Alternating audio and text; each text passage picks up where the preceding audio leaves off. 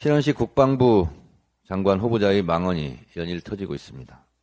언론 보도에 따르면 나라를 팔아먹은 매국노 이완용에 대해서는 어쩔 수 없는 측면이 있었다고 옹호하고, 이쯤 되면 한국인이 아니라 일본 사람 아닙니까? 한국 극우가 아니라 일본 극우 아닙니까?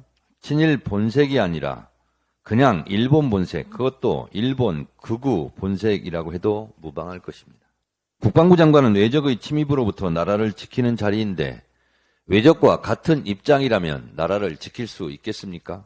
신원식 후보자는 국무위원과 국방장관으로서 무자격, 부적격자임이 드러났고 국민의 판단도 끝났습니다.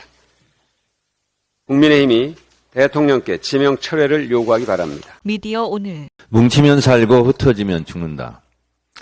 문재인 땡땡땡을 따는 건 시간 문제. 초대 악마는 노무현. 12.12 군사 반란은 나라를 구하려고 나온 것. 5.16은 위대한 혁명. 신원식 국방부 장관 후보자의 망언이 연일 터지고 있습니다.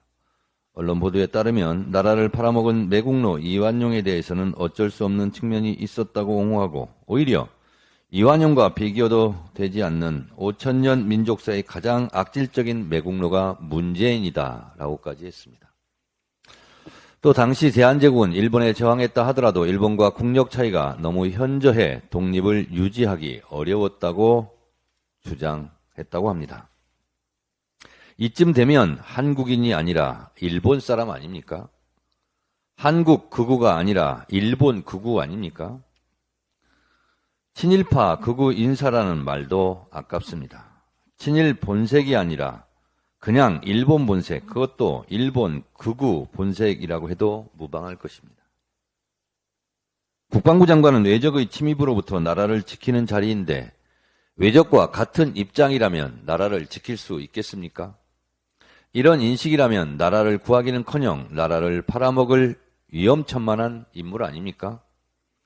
국방부 장관이 아니라 국망부 장관 아닙니까? 이완용은 어쩔 수 없는 측면이 있었고 국민들이 직접 선출한 문재인 대통령이 매국노라면 국민들은 매국노를 뽑았다는 말입니까? 이런 국기문란 헌법 부정을 서슴지 않는 자를 어찌 국방부 장관에 지명했는지 최종 책임자 윤석열, 인사검증 한동훈 두 사람의 직접 해명이 필요하고 즉각 철회해야 합니다. 국방부를 나라를 팔아먹는 국망부로 변질시켜서는 안 됩니다.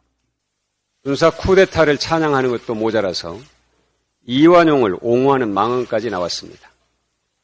신원식 국방장관 후보자가 을사늑약을 체결한 매국노 이완용에 대해서 어쩔 수 없는 측면이 있었다고 옹호한 사실이 드러났습니다.